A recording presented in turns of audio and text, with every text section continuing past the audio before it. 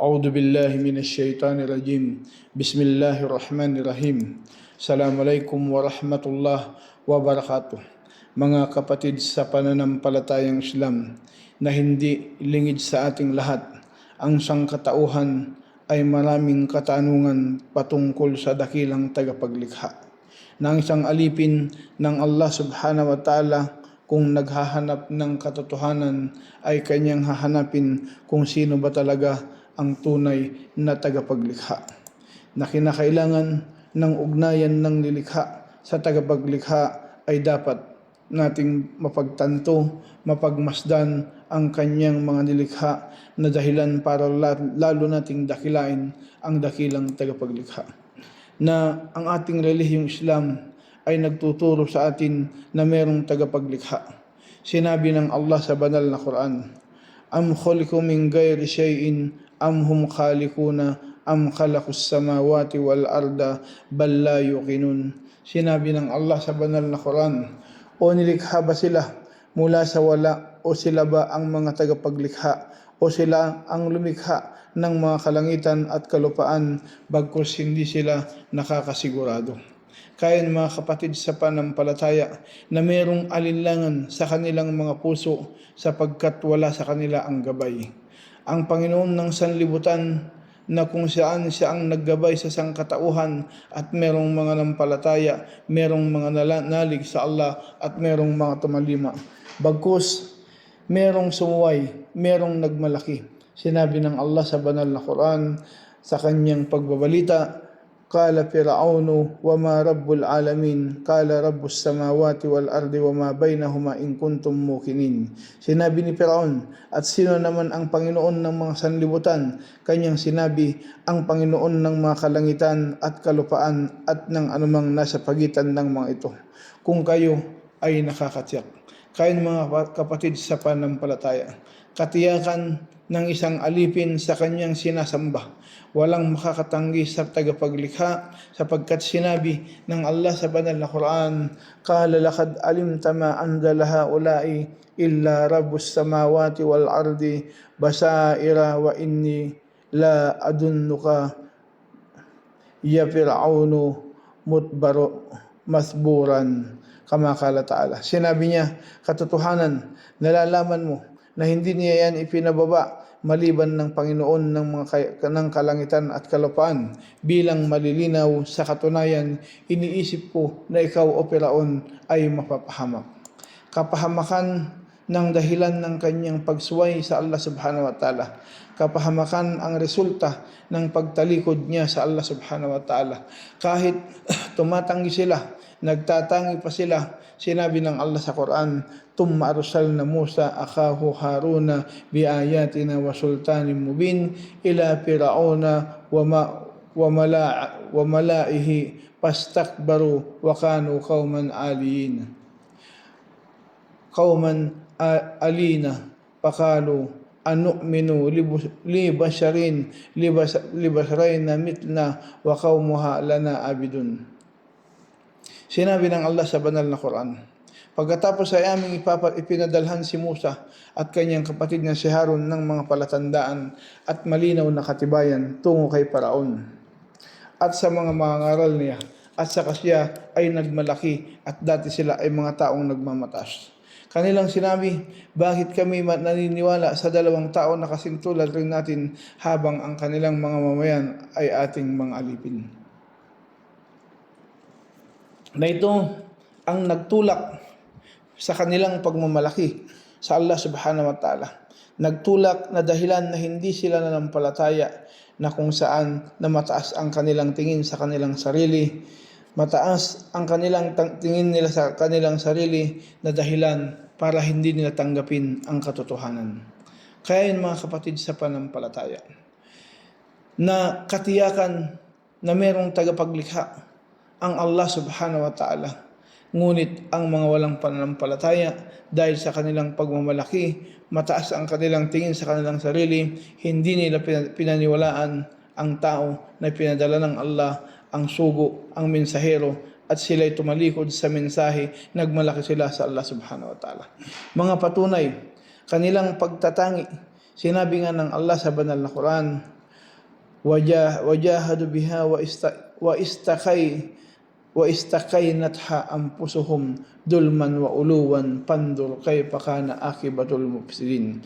Sinabi ng Allah, tinanggihan nila ang mga ito habang nakakatiyak naman ang kanilang mga sarili dahil sa pang-api at pagmamalaki. Kaya tingnan mo kung paano ang naging katapusan ng mga sutil. Kaya mga kapatid, sa pananampalatayang Islam, dahil sa kalikasan ng tao, nakilala ang tagapaglikha. May kalikasan na naniniwala sa Allah. May kalikasan ang alipin ng Allah na kung saan na may pananalig na kilala niya ang dakilang tagapaglikha. Sinabi ng Allah sa Quran, "Fa'akim wajhaka lilladina hanifan fitratallahi allati fatara an-nasa 'alayha la tabdila li khalqillah dzalika dinul qayyim walakin aktsaran nasi la ya'lamun." Sinabi ng Allah sa Quran, kaya iyong ibaling ang iyong muka tungo sa relihiyon na matuwid, likas ng Allah na kanyang inilikha sa mga tao tulad ng pagtulad ay walang pagbabago-bago sa pagkalikha ng Allah. Iyan ang matuwid na relihiyon, ngunit karamihan sa mga tao ay hindi nakakabatid. Kaya mga kapatid, sa pananampalatayang Islam, na dito makita natin ang mga tao na hindi nakakabatid, na hindi nakakaunawa, na hindi nakakakilala sa dakilang tagapaglikha. Ngunit ang kalikasan ng tao ay ang kalikasan ng nilikha ng Allah subhanahu wa ta'ala ay merong kinikilalang tagapaglikha, ang Allah subhanahu wa ta'ala. Ngunit sa kadahilanan ng pagkalimot ng tao, pagmamalaki ng tao, na tinakwil niya, hindi siya sumunod at hindi siya nanampalataya sa katotohanan. Kaya ang Allah subhanahu wa ta'ala ay nagbanggit sa banal na Quran. Kung titingnan natin, pinasaksi na lahat ang anak ni Adam bago pa man. Sinabi ng Allah sa Quran, "Wa id akhadha rabbuka min bani Adam min duhurihim dhurriyyatahum wa ashaduhum ala anfusihim alastu bi rabbikum qalu bala shahidna an taqulu yawmal qiyamah inna kunna an hada ghafilin." Sinabi ng Allah sa Quran, at nang kinuha ng iyong Panginoon mula sa mga anak ni Adam, mula sa kanilang mga gulugod ng kanyang mga lahi at kanyang pinsaksi sila sa kanilang mga sarili, hindi ba ako ang iyong Panginoon? Kanilang sinabi, opo, kaya sumaksi kami. Baka sasabihin ninyo sa araw ng pagkabangon, katotohanan kami dati ay walang kamalay-malay rito. Kaya mga kapatid sa pananampalataya, sumaksi na kung saan dahilan na para hindi makapagkaila ang alipin ng Allah.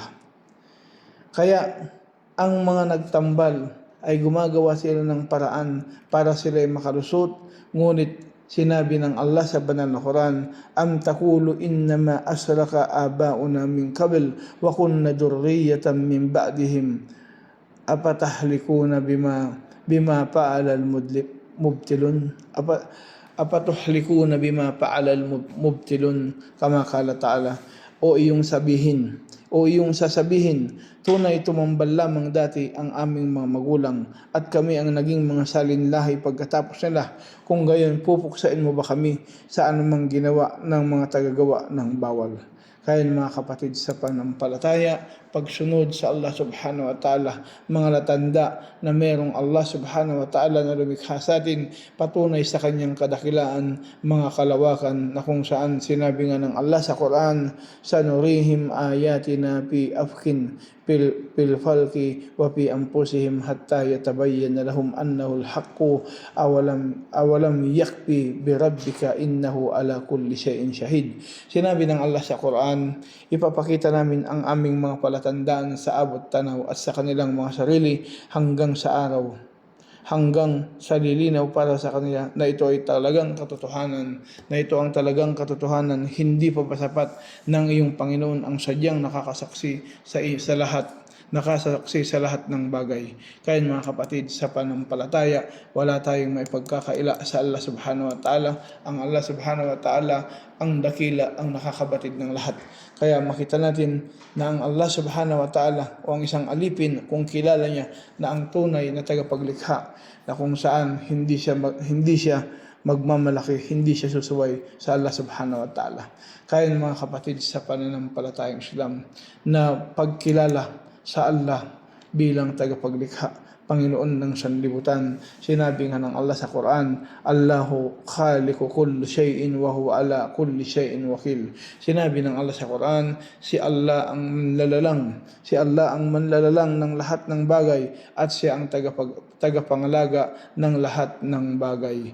Kaya mga kapatid sa pananampalatayang Islam, ang Allah subhanahu wa ta'ala, siya ang dapat nating sambahin, siya ang dapat nating purihin, siya ang ating dapat pasalamatan, namumukod tangi ang kanyang kadakilaan, siya ang Panginoon ng sanlibutan.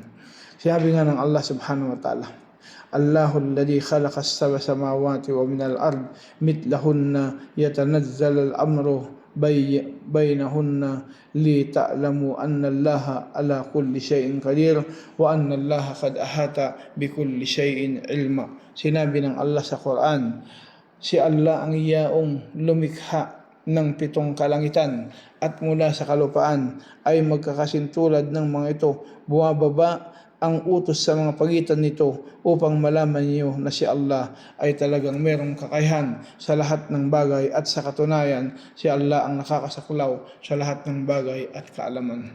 Kaya mga kapatid sa pananampalataya, natanda ng Allah subhanahu wa ta'ala, kaya ito ay lahat ito ay tanda ng Allah subhanahu wa ta'ala, tanda ng dakilang tagapaglikha. Kasi sinabi nga ng Allah sa Quran, Inna fi khalqis samawati wal ardi waqtilabil layli wan nahar la ayatin liulil albab. Sinabi ng Allah, sa katunayan sa paglikha ng mga langit at lupa at sa pagpapalapit ng gabi at araw ay tiyak mga palatandaan para sa mga merong pangunawa. Kaya mga kapatid sa pananampalataya, na wala tayong dapat ipagkaalinlangan sa dakilang tagapaglikha, patunay sa kanyang kadakilaan ang pagkakalikha sa atin at sa kanyang mga nilikha at sa kanyang mga biyaya na pinagkakalob sa atin, na inshallah subhanahu wa ta'ala kalugdan tayo ng Allah dito sa mundo at sa kabilang buhay. Assalamualaikum warahmatullahi wabarakatuh.